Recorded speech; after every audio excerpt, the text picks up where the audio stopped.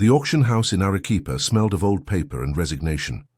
Dust motes drifted through the afternoon light as Maria Soledad Torres sat in the back row, her weathered hands folded over a canvas bag containing everything she owned of value.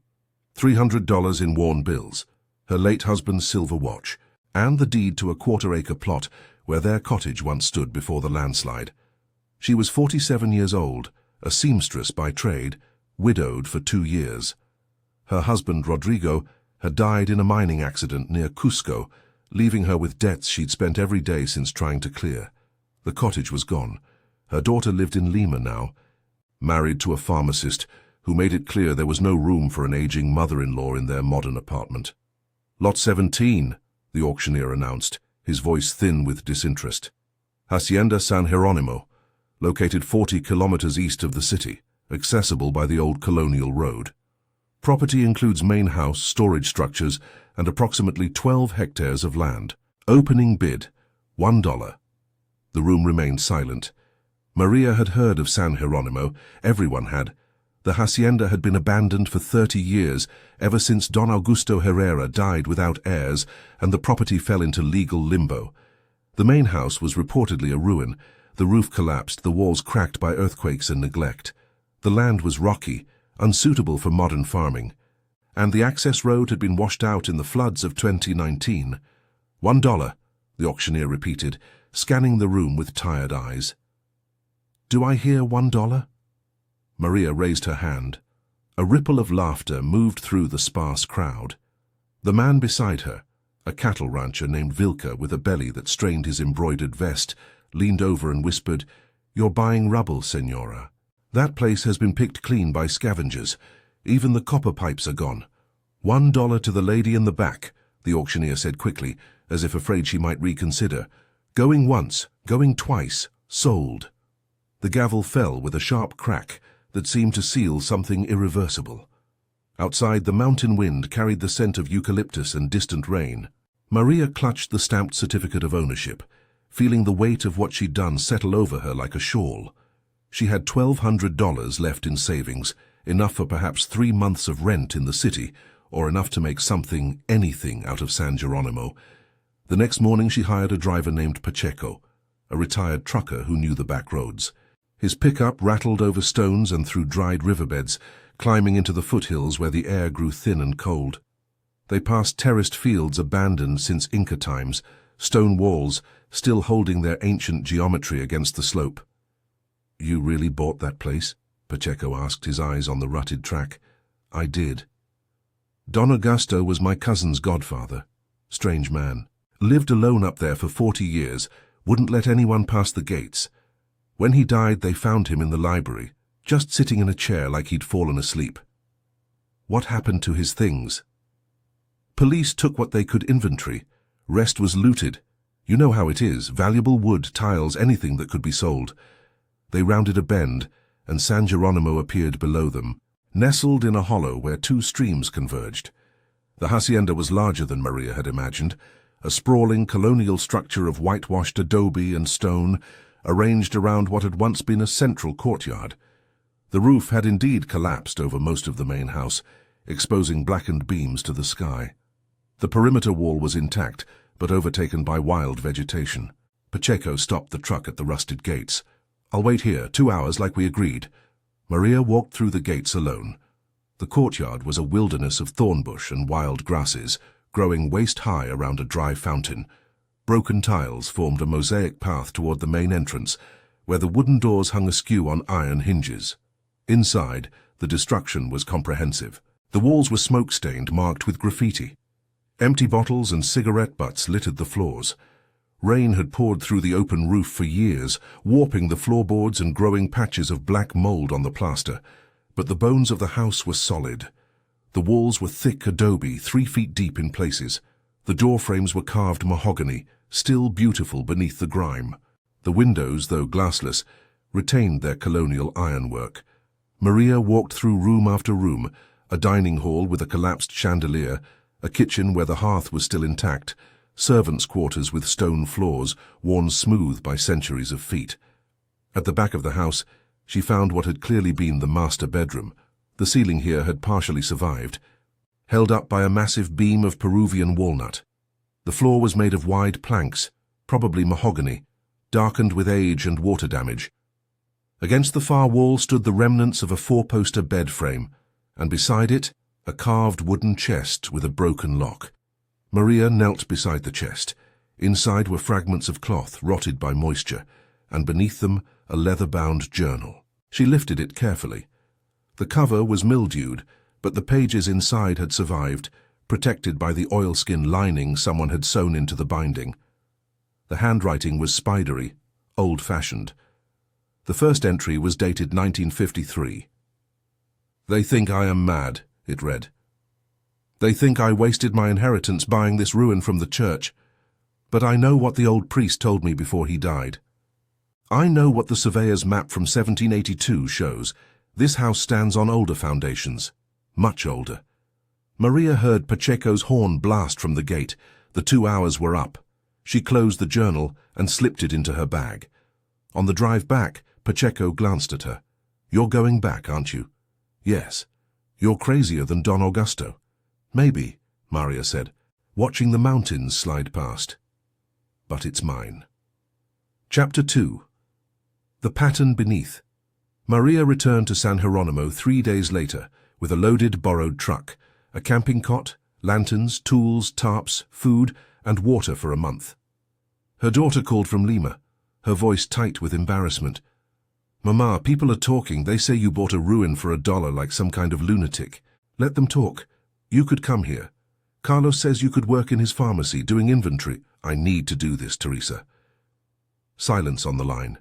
Then, "You're just like Papa. Stubborn. Your father was a good man. He died in a hole in the ground chasing copper that wasn't there." Maria didn't respond to that. After they hung up, she sat in the courtyard under the stars, reading Don Augusto's journal by lamplight. The entries were scattered across decades, obsessive and meticulous. Don Augusto had been an architect before he bought San Jeronimo, trained in colonial restoration. He'd discovered something in the church archives in Cusco, a reference to the Hacienda's original construction in 1580 by a Spanish captain named Alonso de Córdoba. But according to Don Augusto's research, de Córdoba hadn't built on virgin land. He'd built directly atop an Inca structure, possibly a royal tambo or way station that served the road to Vilcabamba, the last refuge of the Inca resistance. "The floor pattern in the master bedroom is wrong," one entry read. "Colonial rooms of that size always had floorboards running parallel to the longest wall, but these run perpendicular. Why? Unless they were laid to cover something else." Maria went to the bedroom the next morning with a crowbar and work gloves. The floorboards were swollen and loose from water damage. She started at the corner farthest from the window, prying up the first plank. Beneath it was hard-packed earth, nothing more. She worked methodically, removing board after board, stacking them against the wall. The work was brutal on her hands, raising blisters that burst and bled. By afternoon, she'd cleared a 10-foot section, revealing only dirt. Then her crowbar struck something that rang like metal. Maria dropped to her knees, scraping away earth with her hands. Beneath the soil was stone, smooth. Precisely cut blocks fitted together without mortar in the distinctive Inca style. She cleared more, revealing a pattern. The stones formed a rectangle, approximately 4 feet by 6 feet, outlined by slightly smaller stones. It was a door, or rather, it had been sealed to look like floor. She went to her truck for the camping shovel and spent the rest of the day excavating around the edges of the stone rectangle. The blocks went down at least 2 feet. As the sun began to set, she found what she was looking for, a gap between 2 stones on the north side, barely wide enough for a crowbar. She wedged the tool in and pulled. Nothing. She repositioned, braced her foot against the wall, and threw her full weight against the lever. The stone shifted with a grinding sound that seemed to come from deep underground. A crack opened, releasing a breath of air that was cool and dry and smelled of earth and time. Maria stepped back, her heart hammering.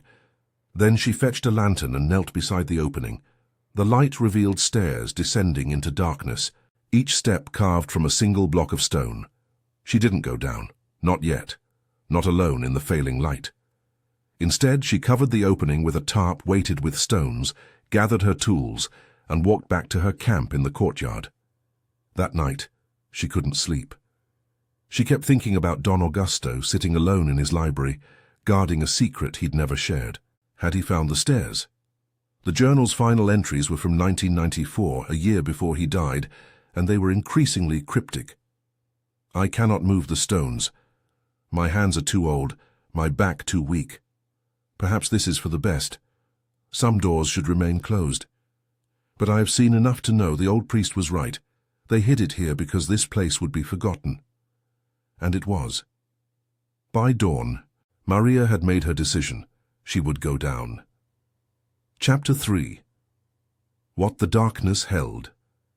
The stairs descended 12 feet into a chamber carved from bedrock. Maria counted 37 steps, each one worn smooth in the center by ancient feet. The lantern light pushed back the darkness to reveal a rectangular room, approximately 20 feet long and 15 feet wide, with walls of perfectly fitted stone blocks rising to a corbelled arch ceiling. The air was remarkably dry. There was no smell of decay, no moisture seeping through the stone. The chamber had been sealed so tightly that time itself seemed to have stopped at the threshold. Along the walls stood ceramic jars, dozens of them, each nearly 3 feet tall and sealed with fitted stone lids. In the center of the chamber was a low stone platform, and on the platform lay bundles wrapped in textiles that, despite centuries underground, still showed traces of color: crimson, deep blue, gold. Maria approached the nearest jar with trembling hands. The lid was heavy, carved from a single piece of stone. She lifted it and the lantern light spilled inside, reflecting off a surface that gleamed like captured sunlight. Gold, worked gold, ceremonial vessels, plates, figurines of llamas and condors, small masks with turquoise inlays. The jar was filled to the brim. She replaced the lid carefully and moved to the next jar. More gold. And the next, gold mixed with silver ornaments, some still attached to fragments of textile. The fourth jar contained rolled sheets of metal, each one inscribed with geometric patterns and what appeared to be quipu knots pressed into the soft gold. Maria sat down on the stone steps, her legs suddenly weak. The chamber contained a fortune, not just monetary but historical. This wasn't treasure stolen by conquistadors. This was Inca wealth hidden before the Spanish arrived, or during the long resistance, cached in a place so remote and forgotten that it had survived intact for 5 centuries.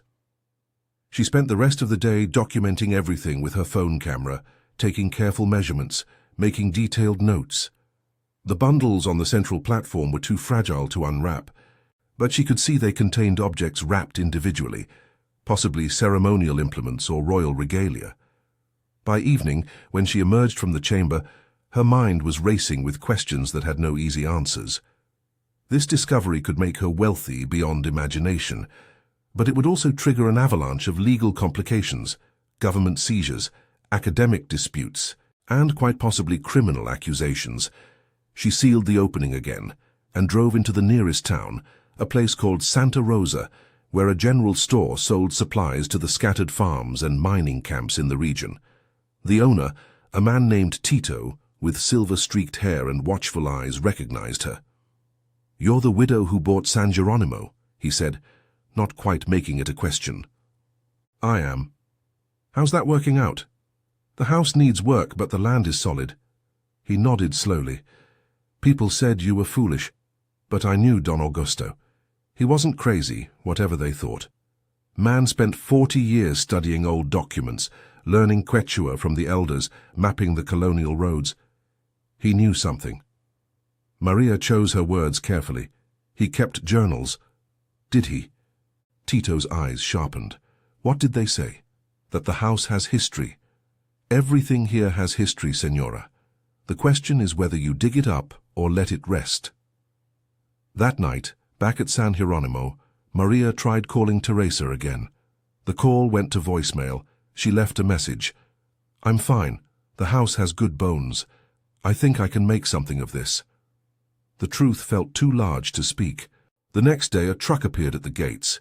It was Vilka, the rancher from the auction, along with 2 younger men Maria didn't recognize. They didn't wait for an invitation, just pushed through the gates and walked into the courtyard. "Heard you're living out here," Vilka said, his smile not reaching his eyes. "Came to see if you needed help. Place like this woman alone. It's not safe. I'm managing. We could clear some land for you, fix the road, reasonable price." One of the younger men was looking toward the house, his gaze calculating. Maria recognized the expression. She'd seen it on the faces of the men who'd looted her cottage after the landslide, taking anything of value before she could return. "I appreciate the offer," she said, positioning herself between them and the entrance. "But I'm not ready for help yet." Vilka's smile faded. "You found something in there, didn't you? People in town are saying Don Augusto hid money. Gold, maybe. Old man was paranoid. Wouldn't surprise anyone if he buried his savings in the walls. There's nothing here but broken plaster and bird nests." "Then you won't mind if we look around." "Actually, I do mind. This is private property." The rancher stepped closer. He smelled of tobacco and sweat. "You paid $1 for a ruin, Senora. Don't pretend you own something valuable. If there's anything worth having in that house, it belongs to whoever finds it." Maria didn't move. "Leave. Now." For a long moment, no one spoke. Then one of the younger men muttered something to Vilka, and the rancher stepped back. "You're making a mistake," he said. "You're going to need friends out here." They left, but Maria knew they'd be back. Chapter 4. The Truth Comes to Light. Maria spent the next week preparing. She drove to Arequipa and met with a lawyer named Dr. Sanchez, a woman in her 60s who specialized in property and antiquities law. Maria told her everything: the chamber, the gold, Don Augusto's journals.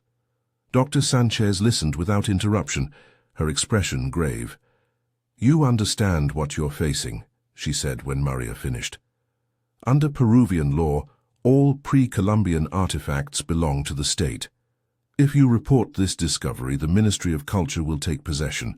You'll receive no compensation beyond perhaps a finder's fee, which would be nominal."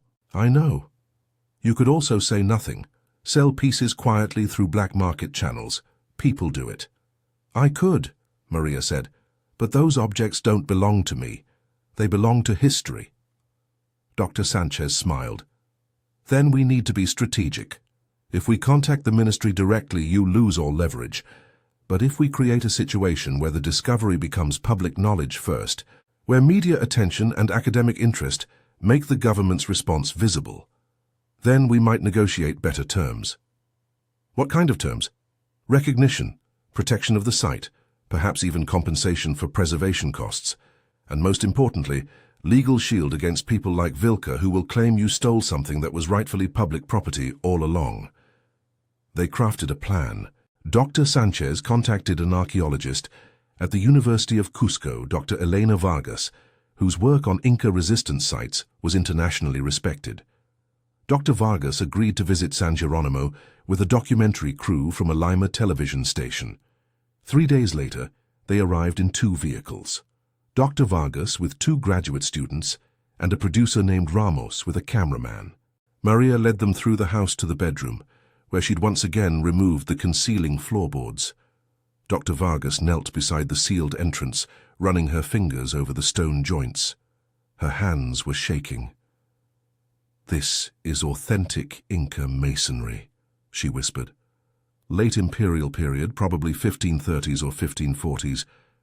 Do you know what this means?" Most caches from that era were found and looted by the Spanish within decades. This is intact. They opened the chamber with Maria's permission, and the cameras captured everything: the descending stairs, the moment of entry, the ceramic jars reflecting lantern light, Dr. Vargas's emotional response as she catalogued the objects. "This is one of the most significant archaeological discoveries in Peru in the last 50 years, she said to the camera. "These objects tell us about the final years of Inca civilization, about how they preserved their sacred objects and royal insignia even as their world was ending. This woman," she gestured to Maria, "has given the nation an irreplaceable gift." The documentary aired 4 days later during prime time. The response was immediate and overwhelming. The Ministry of Culture issued a statement declaring San Geronimo a protected historical site. Dr. Vargas was appointed lead archaeologist for the excavation and cataloguing. News crews from international outlets descended on the hacienda, and Vilca was arrested. It turned out he'd been illegally excavating colonial sites on his ranch for years, selling artifacts through a network of dealers in Lima. The attention Maria's discovery brought had led police to a warehouse full of stolen pre-Columbian ceramics and metalwork. He would face years in prison. The ministry, pressured by media coverage and Dr. Sanchez's negotiations, agreed to several conditions. Maria would be allowed to remain on the property as its custodian. The government would fund restoration of the hacienda, which would become a museum and research center. Maria would receive a salary as the site's administrator, along with housing and legal protection. More importantly, the discovery would be named in Don Augusto's honor, the Herrera Cache, recognizing the man who'd spent his life protecting a secret he could never prove. On the day of the official transfer ceremony, Maria stood in the restored courtyard as government officials and academics made speeches about cultural heritage and national pride. Teresa had come from Lima, her embarrassment transformed into careful pride. "You did something extraordinary, Mama," she said. Maria looked at the house, at the workers carefully excavating the chamber under Dr. Vargas's supervision, at the future taking shape in this place that everyone had dismissed as worthless rubble. "I just bought what no one else wanted," she said, and chose to see what was really there. That evening, after everyone left, Maria walked through the house alone. The roof had been temporarily sealed with tarps. The walls had been stabilized. The bedroom floor remained open, revealing the stone doorway like a mouth speaking across centuries. She descended the stairs one more time, standing in the empty chamber where the jars had been carefully removed for preservation. In the lantern light, she could see the marks on the walls, finger-smeared clay, tool marks from the original carvers, the ghost of smoke from torches lit 500 years ago. Someone had stood here in the darkness, sealing this chamber, hiding these precious objects from an invading force that would destroy everything they knew. Someone had believed in a future where these things would matter again. Maria extinguished the lantern and climbed back into the light, closing the stone door behind her. Above the Andean foothills, the stars were emerging, the same stars that had watched over this place since long before there were haciendas or highways or widows with a dollar and a desperate hope. The house was hers. The truth was everyone's. And that, she thought, was exactly as it should be.